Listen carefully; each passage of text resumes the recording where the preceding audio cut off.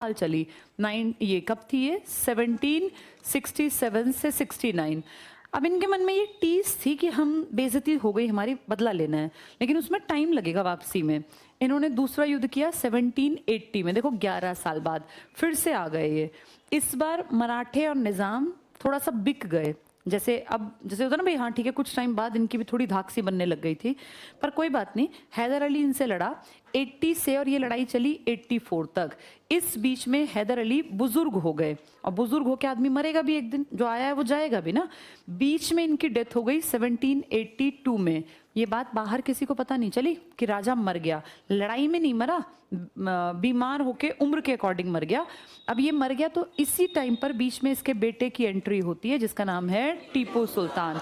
आप सबने सुना होगा, टीपू सुल्तान बहुत पढ़ा लिखा काबिल लड़का था, और एक फेमस नाटक था that sword of Tipu Sultan. इसके पास एक बहुत भारी भरकम तलवार हुआ करती थी, और ये थोड़ा ना शौकीन टाइप का था, पढ़ा लिखा भी था, विदेशों से इसका कॉन्टैक्ट था। ये उस जमाने में फ्रेंच जो पीपल थे ना, इनके साथ कॉन्टैक्ट में था। और फ्रांस में जब ये था ना जवान, तब एक क्रांति हुई थी, फ्रेंच रिवॉल्यूशन 1789 में। तब बेटा हमारे यहाँ टीपू सुल्तान ही तो था साउथ में, तो ये पूरा कॉन्टैक्ट रखता था, कहाँ क्रांति हो रही है, कैसे क्या करना है, कैसे लोगों को जागरूक करना है। तो ये लगातार विदेश जाता था, काम संभाला। पर पता क्या होता है, जब आप काम में पहली बार एंटर करते हैं ना, तो एकदम से नहीं आता आपको काम करना। लर्निंग एक प्रोसेस है जिसमें गलतियां होती हैं, धीरे धीरे आप सीखते हैं। कोई भी ऐसा इनबॉर्न नहीं है कि आप आए एकदम से नंबर बना गए। तो जब ये बीच में काम संभालने आया तो काम उतना अच्छा नहीं संभला, और ये लड़ाई 50-50 पे खत्म हुई। ना तो ये जीते और ना वो हारे, तो बीच में एक संधि हो गई, एक समझौता हो गया, और एक तरह से दोनों जो है ना बराबरी पर रह गए। जैसे इसमें तो ये लोग जीते थे, लेकिन इसमें बात 50-50 पर आई।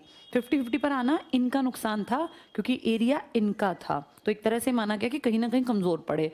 अंग्रेजों के मन में था कि वापस जाएंगे। 1790 में फिर आ गए। ये लड़ाई चली 2 साल। इस लड़ाई में टीपू ने नुकसान खाया, और टीपू की टेरिटरी के अंदर, इसकी राजधानी के अंदर घुस गए ये BEIC वाले।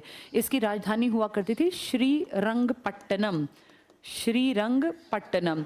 और राजधानी में घुस के, इसके महल में घुस के, इन्होंने लिखत पढ़त में लिखवाया कि 3 करोड़ रुपए तुझे हमें दे। बेटा आराम से बैठ जाओ, ये इसको बेंच को ज्यादा नहीं खिसकाओ।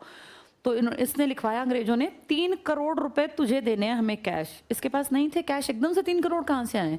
तो इसने कहा ठीक है बाद में दे दूंगा। बोले तेरा क्या भरोसा? इसके 2 यंग लड़कों को, एक हार्डली 8-10 साल का, एक 12-13 साल का, इसके दोनों बेटों को पकड़ के ले गए अंग्रेज, कि जिस दिन पैसे जमा करा देगा ना, उस दिन ये लड़के तेरे, और नहीं तो ये हमारे। किसी राजा के घर के अंदर, राजधानी के अंदर से उसके बेटों को ले जाना एक बहुत बड़ी बेइज्जती मानी जाती है। ये किसकी बेइज्जती हो गई है? तो इसका मतलब एक तरह से बहुत नीचे माना गया। इसके कुछ साल बाद टीपू सुल्तान बहुत दुखी था, परेशान था, पर वो ना यंग था। यंग एज में क्या होता है, आप दोबारा से लड़ने की हिम्मत जुटा लेते हैं। तो उसने लगातार कांटेक्ट किया फ्रांस में। फ्रांस में उस टाइम पर फ्रेंच ईस्ट इंडिया कंपनी, जो कंपनी आपके यहाँ है, ये उतनी एक्टिव नहीं है, लेकिन ये लगातार फ्रांस में एक क्लब बना था गरीबों का, मजदूरों का, बहुत मतलब लोअर ग्रेड के जो लोग थे, जिनको मानते थे लोग, उन लोगों ने, वो क्लब था जैकोबिन क्लब, ये उसका मेंबर बन गया। और इसने लगातार फ्रांस को कहा कि यार देखो, ब्रिटेन तुम्हारा दुश्मन है, ब्रिटेन मेरा भी दुश्मन है, इसने मेरा भी जीना हराम कर दिया, तुम मेरी मदद कर दो। इसने एक लेटर लिखा। उस जमाने में लेटर, मैंने बताया, पानी के जहाज से जाते थे। इसका वो जो हेल्प मांगने वाला लेटर था ना, 1799 में इसने वो लिखा था, और वो रास्ते में अंग्रेजों ने पकड़ लिया। मस्कट नाम के शहर में वो लेटर पकड़ा गया। इन्होंने पढ़ा, इन्होंने अंग्रेजों ने ये बात यहाँ भेजी कि तुम वहाँ बेवकूफ़ों बैठे हो, तुम्हें ये अकल भी नहीं है, ये कहाँ फ्रांस से मदद मांग रहा है, और फ्रांस हमारा दुश्मन है। कल को फ्रांस अगर आ गया इसकी मदद करने, तो तुम्हारे वहाँ पैर टिकेंगे नहीं। उन्होंने प्लान किया कि इस आदमी को जिंदा रखना, अब अपनी मौत को बुलावा देना है, क्योंकि ये लगातार कांटेक्ट में है फ्रांस के। 1799 में जब ये लेटर पकड़ा गया, अंग्रेजों ने तुरंत इसके ऊपर चढ़ाई कर दी, और ये कहा कि भाई अब टारगेट संधि समझौते नहीं है, न 3 करोड़ रुपए और इसके लड़के, अब टारगेट है इसको मारना। और 1799 में चौथा आंगल मैसूर युद्ध हुआ, और इसमें कोई संधि, कोई समझौता नहीं हुआ, बल्कि टीपू सुल्तान को मार डाला गया, क्योंकि इनका टारगेट ही ये था। तो बाप बेटे दोनों का अंत हो गया। इसके बाद फिर इनकी कम्युनिटी का कुछ नहीं चला। तो 4 लड़ाइयाँ हुई हैं साउथ की तरफ, मैसूर पर। इन्हें कहते हैं आंगल मैसूर युद्ध। तो कुल कितने हुए हैं ये? 4, जिनमें पहले में कौन जीता था? हाँ, आंगल इसलिए क्योंकि अंग्रेज हैं, और मैसूर क्योंकि प्रॉपर्टी मैसूर की है। लड़ाई हुई है, 2 बार पिताजी थे, लेकिन दूसरी बार में पिताजी मर गए, फिर दूसरा मिड से और तीसरा संभाला। सेकंड में आंगल मैसूर युद्ध। फर्स्ट में तो अंग्रेज हारे थे ना, कौन सी संधि हुई थी वो, मद्रास की। इसके बाद जो तीसरी संधि थी, दूसरी संधि जो थी मंगलुरु की संधि थी, वो जिसको बंगलुरु कहते हैं, उसी के पास मंगलूर या मंगलौर की संधि भी कह देते हैं।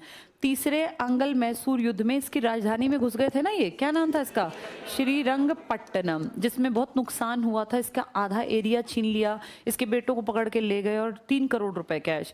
चौथे आंगल मैसूर युद्ध में कोई संधि नहीं हुई। यहाँ किसकी मौत टारगेट थी, है टीपू सुल्तान। तो टीपू की मौत टारगेट बना के 99 में उसको मौका ही नहीं दिया कि वो कुछ कर पाता, तुरंत मार डाला। यहाँ मौत हुई थी हैदर की, लेकिन हैदर को मारा नहीं गया था। हैदर अली नेचुरल तरीके से बीमार होकर मर गए थे 1782 में। आ गए समझ में ये। अब इनके अगर सन लिखें तो 1767 से 69, 2 साल। ये 1780 से 84, ये 90 से 92 और ये 1799। अगर ध्यान से देखो 67 से 77, 87, 97 और 2 साल, इसका मतलब 32 साल तक अंग्रेज लड़ाई करते रहे थे इन बाप बेटों के साथ।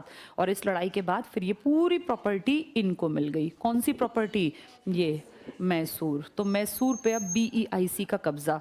कैसे भारत इन्होंने धीरे धीरे करके अपने कब्जे में लिया, वो सीरीज समझा रही हूँ मैं। आया समझ में ये।